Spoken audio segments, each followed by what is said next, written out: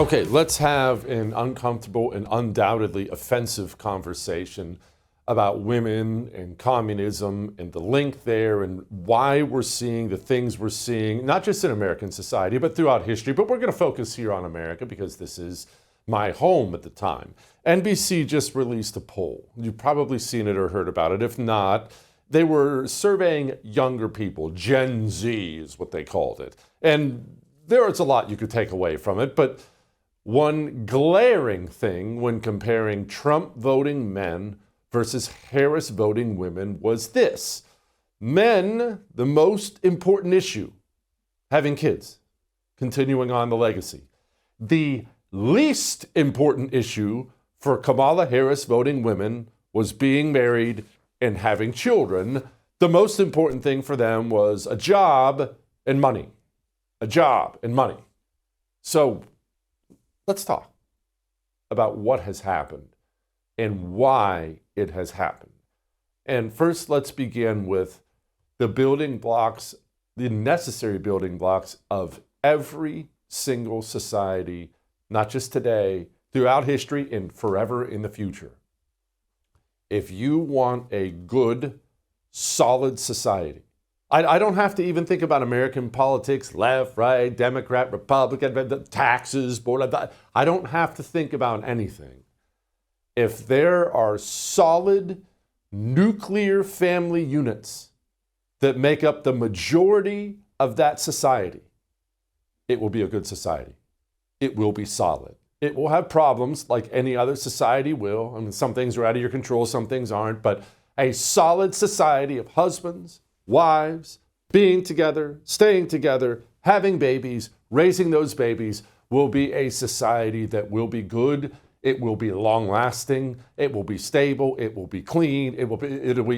I don't have to know anything else. If you told me that, hey, Jesse, this is society and 80% of the people come from solid nuclear families, it's going to be a good society. And vice versa. If there is a society where that number is 20%, 30%. Homes are broken. Children fatherless, motherless.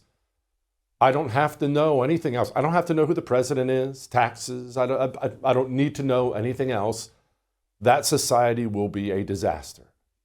A mixed up disaster of a society. That's how we are created. Again, I want to stress, if any of this is offensive to you, I couldn't possibly care less. These are facts. Now, let's get to the United States of America. The United States of America had a Christian founding. It was Christians who founded the United States of America in search of a better life, religious freedom, all those things. And various different forms of Christianity, Quakers and Puritans, it really differed from state to state. But either way, it was all kind of a Christian society. And off of that Christian society, we had a society that was full of solid nuclear families. Dad, mom, kids. Dad, mom, kids. Over and over and over and over and over again. And what that created was a strong, morally good, independent-minded country. Families, good families, they end up in good communities. Good communities create good states. You get the idea. The building blocks are the family. Now, let's say you're a communist revolutionary and your goal is to break up and destruction of the United States of America.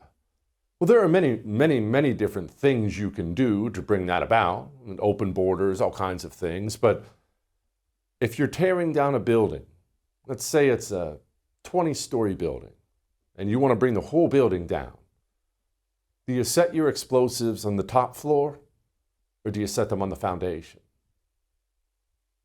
You set them on the foundation. What's the foundation of our country, of any good country? The nuclear family. Communists know this. So the goal has always and will always be the destruction, the breakup of the nuclear family in the United States of America. And to that end, communists have tried to find a way to facilitate that breakup, a way to break the family down, a way to set those explosive charges on the foundation. And like all communist societies, they have found women to be the easiest route to breaking up the family. Now let's discuss this, lest you think I'm just being misogynist, Jesse, and dogging on women. That's not the case at all. Why is it women? Why are they the route to it? I mean, the communists, the Soviet Union talked about this. And in Cambodia, the most vicious were the women. Why is that the case? Are women uniquely evil? Are they stupid? No, no. Women are mothers. Even ones who aren't. I'm not saying you have children. Women are created with a motherly nature to them. They want to care for babies, care for them, nurture them, raise them up. Care for smaller, weaker things. It is a woman's nature. She is created that way. That's why they're better nurses. That's why they're better homemakers. They're created that way. They're better than that. They're better than men at that. That's what they're created for. So the communist, he takes advantage of women using two things in combination. First, they're more inclined to be afraid of social embarrassment. They're more people-pleasing. And this creates a wonderful dynamic in a home. If we're going out, I'm more inclined to say something inappropriate or do something wrong. And my wife, Aubrey, is more inclined to say, hey, Jesse, you can't make that joke. Hey, don't embarrass me. Does that mean she's wrong and I'm right? Or I'm wrong and she's right? No, it's a nice combination, right? Keeps everyone in line. But when they are young, single, developing minds, the communist takes that desire for social acceptance, combined with her motherly nature, and twists it into this. She becomes the mother of his cause, whatever that cause may be. She becomes the mother, and she's shamed into becoming that mother. Hey, you don't need no man. Hey, you know what? These immigrants, they are all refugees. Shouldn't you care for them? Don't you? Look, that criminal, that violent criminal, shouldn't he be loved too? He needs help. Over and over and over again, the university system beats this into the head of that 18-year-old girl you loved and raised. And that's why 2 years later you get her back and she's a 300-pound lesbian with her head shaved who hates your freaking guts and denies the existence of God. They take her motherly nature and her desire for social acceptance and they twist it up and she becomes the mother of his cause. Soon, your 18, 19, 20-year-old daughter, instead of a strong desire for husband, for children, to nurture, to love a family, instead, she wants to be a lawyer. That's the most important thing. She wants a nice fat bank account. She wants a Rolls Royce. These become the things that are her priority. And what's the end result of that? The end result of that is, she may end up making a great living, but men don't want that. Certainly not the good ones. That's not what men are looking for. It's not that men don't want a woman with a career. I'm certainly not saying that at all, but that's not what men are looking for, a woman who prioritizes money, her career. So the men, they don't marry her. Now, that brings us full circle to what we talked about in the very beginning. That destroys families because the family never exists. Young men, young women, now that they are separate, completely separate value systems, now they don't come together, get married, stay married, and make babies. Now that solid footing, the solid foundation of any society, the nuclear family, has been effectively demolished. Now the men want wives, they want children. The women want money. The women want jobs. And the net effect of this, of course, is the destruction of our society. If you asked me how wonderful our prospects are for the future, Jesse, where do you think we'll be in 50 years? I only need one metric, only one. I don't need to know how politics will go in the next 50 years, what Congress is going to do, who the president's going to be. I don't need to know about the border or taxes. I don't need to know any of those things. I need you to tell me, if you want me to tell you our prospects, in 50 years, what are the marriage statistics in the United States of America? Are young men marrying young women, staying married, and making babies? If they are, we're going to be just fine. And if they're not, this country will end. The communist is well aware of this. Well aware of this fact. And that's why I want to leave you, before we go on talk to Megan Basham about crime and other things, that's why I want to leave you with this little bit.